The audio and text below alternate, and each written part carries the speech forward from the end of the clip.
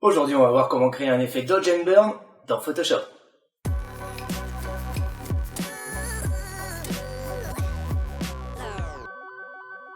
Bonjour à tous, c'est Alexandre de Vries. Vous pouvez me retrouver sur le blog laretouchephoto.com. Aujourd'hui, on voit comment créer l'effet Dodge and Burn, c'est-à-dire faire ressortir les hautes lumières et les contrastes de notre modèle photo. On voit ça tout de suite dans Photoshop. Donc on commence par intégrer notre photo dans Photoshop. Là, le logiciel nous crée un document PSD. Donc on peut bien entendu retrouver les outils Dodge and Burn dans la fenêtre d'outils. Ce sont les outils qui se trouvent juste ici. Densité moins ou densité plus. Et moi aujourd'hui, je vais vous montrer une nouvelle technique. Allez, c'est parti. On va appliquer donc ces effets Dodge and Burn sur des calques séparés pour justement éviter de verrouiller notre travail. Et pour ça, on commence donc par créer un nouveau calque. Donc ça se passe ici dans la fenêtre de calque. Pour ceux qui sont encore un petit peu à la ramasse, vous pouvez trouver votre fenêtre de calque dans l'onglet Fenêtre ou alors directement avec le raccourci F7. Donc on va tout simplement faire Édition, Remplir ou alors le raccourci majuscule F5. Et là, on va le remplir en gris moyen, 50% de gris, et j'applique en appuyant sur OK. Donc là, j'ai mon calque qui vient de se créer, qui vient de se remplir en gris moyen. Je vais pouvoir le renommer Dodge, comme ceci. Donc là, on va baisser son opacité sur une valeur à 60% donc pour voir au travers de celui-ci. Et là, on va tout simplement se munir de notre couleur noire à 100%. Et on va en revanche choisir le pinceau sur une valeur de flux à 10%. Donc je sais que je vous l'ai promis dans une autre vidéo, on verra ça encore un petit peu plus tard, entre la différence entre le flux et l'opacité. La différence est minime, mais elle peut apporter beaucoup. Donc, encore une petite technique, si vous voulez revoir rapidement la taille de votre pinceau, vous faites Alt et clic droit en laissant glisser donc votre souris, comme ceci. Quand vous êtes satisfait, vous lâchez, on va juste zoomer pour être un petit peu plus précis. Et on va tout simplement essayer de se focaliser donc sur les ombres importantes, pour donner plus de volume à la tête. J'ai mon flux à 10%, je règle le diamètre comme ceci, je me focalise sur une forme douce, comme ceci, avec une dureté à 0%. Vous pouvez d'ailleurs revoir la forme de votre pinceau en cliquant donc sur la fenêtre Forme. On va juste rester sur une forme douce, mais bien sûr vous pouvez utiliser des brushes plus compliquées, on verra ça encore un petit peu plus tard. Pour vous déplacer rapidement sur votre espace de travail, je vous donne une petite technique. Vous appuyez sur espace, la main apparaît, et là, clic gauche, vous appuyez et vous vous déplacez, comme ceci. Donc, on va tout simplement peindre en noir comme on a dit, comme ceci, et donc faire ressortir quelques traits pour donner plus de volume au visage, comme ceci. Voilà, donc on appuie sur les traits, le front pour avoir une belle expression. Au niveau des yeux, les sourcils, on fait la même chose de l'autre côté, comme ceci. On peut réduire pour obtenir plus de subtilité dans le diamètre. On va juste appuyer les rides, on va faire pareil comme ceci, appuyer sur les cils. Donc là, vous faites CTRL Z pour revenir en arrière si ça ne vous convient pas. Vous baissez la taille, comme ceci. Je vous montre ce petit tuto à la souris. Bien entendu, vous pouvez vous munir de la table graphique. Mais bon, tout le monde n'a pas les mêmes moyens. Donc je me mets à votre place. On peut obtenir de très bons effets à la souris. On voit ça tout de suite. Donc pareil, j'appuie sur les cernes, sur les rides. Je fais le contour des yeux aussi pour intensifier le regard et donc capter l'attention du spectateur. Je vais tout simplement zoomer comme ceci pour être plus précis. Donc, repérez les rides pour justement intensifier les traits de votre modèle photo. Donc, en baissant l'opacité du calque, vous vous rendez bien compte des endroits où vous êtes passé et des endroits où vous n'êtes pas passé. Donc, vous n'avez plus qu'à circuler sur votre image et faire ressortir donc les traits les plus importants. Plus votre pinceau est large, plus la forme est douce. Donc, à vous de voir justement de trouver la bonne nuance pour appliquer le bon effet. Pour les cheveux, je me focalise seulement sur les points qui ont besoin d'être renforcés. Pour ça, j'observe les zones d'ombre et je passe un petit coup de pinceau assez rapidement. Vous allez voir, ça fait la différence. Comme ceci, on passe. Je peux augmenter la taille de mon pinceau. Donc déplacez-vous. Là, il y a un petit point de lumière, donc on va le laisser. Là aussi, il y a un autre point de lumière. On va se déplacer. Ceci. On n'oublie pas la base des cheveux, qui est souvent plus sombre. Je laisse juste un petit point de lumière à l'arrière des cheveux pour justement simuler la backlight, la lumière qui vient de derrière. Donc voilà, je suis plutôt satisfait pour les cheveux. Je pense que ça devrait convenir. Je finalise un petit peu sur certains endroits pour donner encore un peu plus de volume en passant une deuxième fois. Donc en passant une deuxième fois, on multiplie par 2 notre opacité. Je vais intensifier encore un petit peu ici, comme ceci. Ça devrait aller. Je n'oublie pas les pommettes pour faire ressortir donc l'expression. On va faire le contour du nez, comme ceci. Donc là, on a une lumière qui vient d'en dessous, donc je vais la laisser pour mon deuxième effet. Voilà. Ça devrait convenir. Peut-être une nouvelle dose ici. Comme ceci. Donc la bouche, l'expression est assez importante. On va juste d'abord simuler l'ombre en dessous le nez, comme ceci. On va simuler une ombre importante à l'arrière de la bouche. On va faire le contour des dents, comme ceci. Et on va zoomer un petit peu plus, donc, pour se focaliser sur les gencives. Faire le contour de la lèvre. Je peux bien entendu passer plusieurs fois pour intensifier et multiplier par 2 mon effet. Voilà. On va faire l'intérieur de la lèvre. On n'oublie pas de simuler l'ombre en dessous de la lèvre, comme ceci. Je vais peut-être me focaliser sur le contour des yeux, comme ceci, ainsi que la pupille. Et une nouvelle fois donc en dessous de la paupière pour justement simuler une ombre. Je fais la même chose de l'autre côté, et on n'oublie pas la pupille. Donc ensuite, je vais diminuer encore mon pinceau pour justement voir les poils des sourcils, comme ceci. Vous voyez, je suis quand même assez rapide, hein. C'est juste pour intensifier et donner plus de volume. On fait la même chose de l'autre côté, comme ceci. On peut même revoir un petit peu les cils si on le désire. Bon, bien entendu, je prendrai un peu plus de temps si c'était un modèle féminin. Là, c'est un homme, donc bien entendu, on force pas trop. Sinon, on a des effets un petit peu chelous et un petit peu trop féminins. Je vous conseille de passer un coup de pinceau très large et ensuite donc, de réduire le diamètre de votre pinceau pour accentuer encore les traits que vous voulez renforcer. Donc là, je suis plutôt satisfait. On va simuler aussi la couture, comme ceci.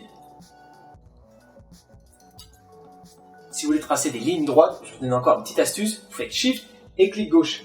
Donc là, j'appuie une première fois, je fais Shift et je rappuie une deuxième fois. Donc là, j'ai une ligne qui apparaît. Je vais tout simplement rappuyer sur Shift encore une deuxième fois. Et là, je trace mes traits. Ça va très rapide. Donc, on revoit les plis comme ceci. J'augmente la taille. Voilà. Vous voyez qu'en augmentant la taille, mon effet est plus doux et moins opaque. Donc, on peut peut-être repasser une deuxième fois, comme ceci. On se balade, on n'oublie rien. Donc là, je vais faire le contour, comme ceci. Et voilà. On va faire la même chose de l'autre côté. J'appuie sur Shift, clic gauche de la souris et je me déplace. Comme ceci, je reste appuyé donc sur Shift. Je sais, je me répète, hein, mais bon. Il y en a plusieurs qui me posent encore la question. Il n'y a pas de souci, je répète. Vous voyez, ça me permet quand même d'être assez rapide. Voilà, je augmente la taille, comme ceci. Donc là, c'est un peu trop fort, c'est pas grave, je reviens en arrière. Et j'appuie un petit peu moins. On simule donc les plis du t-shirt. Et maintenant, je vais pouvoir dézoomer et augmenter donc la taille de mon pinceau. On renforce encore un petit peu. Oups, CTRL Z. Comme Z donc, pour ceux qui ont des Mac. Je suis anti-Mac, mais c'est pas grave, on peut quand même être pote.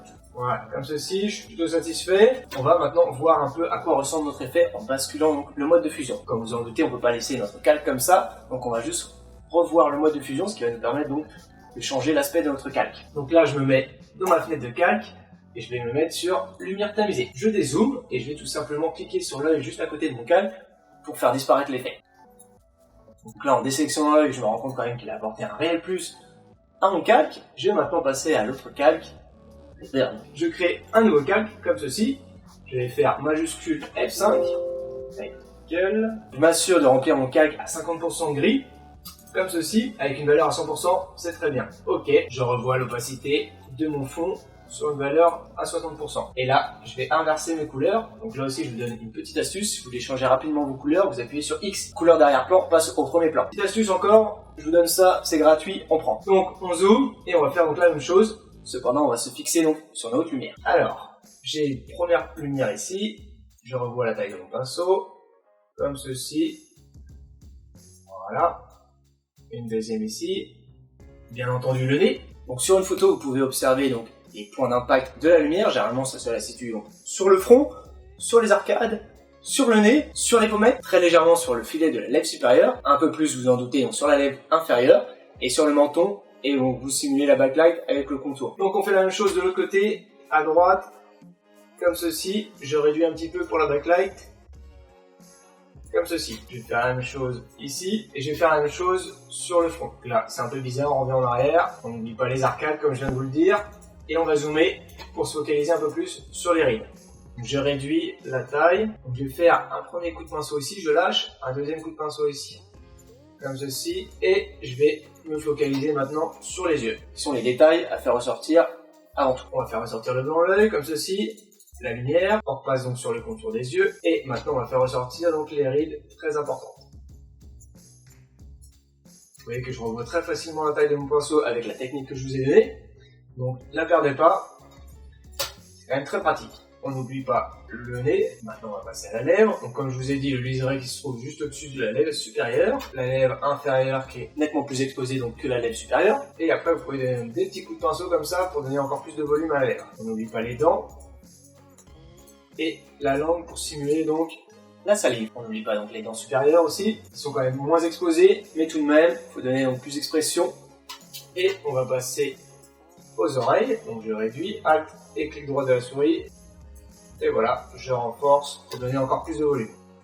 Ceci, vous voyez, hein, c'est très rapide, c'est très brut ce que je donne comme coup, mais ça va suffire pour donner donc plus d'effet, plus de volume à mon modèle photo. On va passer donc aux cheveux, donc je donne des petits coups comme ceci. Bon, bien entendu qu'à la tablette graphique, c'est nettement plus fluide, mais bon, on obtient quand même un résultat satisfaisant à la souris, donc je tiens à vous montrer ça. Vous pouvez reproduire ça donc à la maison. Et je peux l'augmenter pour encore intensifier comme ceci, et avoir des coups de pinceau encore un petit peu plus doux. Je vais faire le contour maintenant des cheveux, comme je l'ai dit avec Shift, je reste appuyé pour simuler la backlight. Donc voilà, dans l'ensemble je suis assez satisfait. On va faire peut-être la même chose sur les sourcils. Cette fois-ci on se focalise sur le haut des sourcils et non pas sur le bas. On a laissé apparaître donc avec l'effet Dodge. Je vais revoir les rides comme ceci pour encore intensifier l'expression. Encore un petit peu sur le menton. Et je revois avec un petit coup un peu plus doux. Donc là, on va faire ce qu'on avait prévu, c'est-à-dire faire réapparaître la backlight sur le contour du t-shirt. J'appuie sur Shift, hein, comme je vous ai dit. Ça donne des angles, mais c'est pas grave, ça ne se verra pas. Ceci, je ne vais pas jusqu'au bout donc pour simuler l'ombre qui se trouve donc en dessous des bras. Et après, je repasse donc sur les plis pour faire ressortir encore un peu plus mon t-shirt. Voilà, on élargit donc pour les gros plis, comme ceci. Je vais faire la même chose de l'autre côté. Et je peux remettre encore un léger coup au niveau des pecs.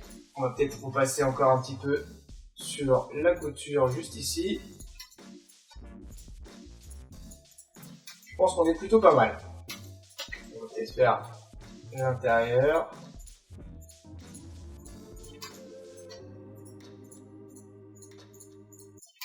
On n'oublie pas la deuxième couture. Voilà. Bon là, elle doit être ici, on la voit pas trop, mais bon, c'est pas grave. On devine.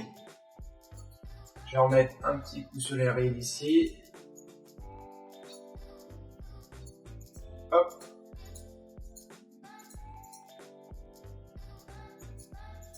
Un petit coup par là.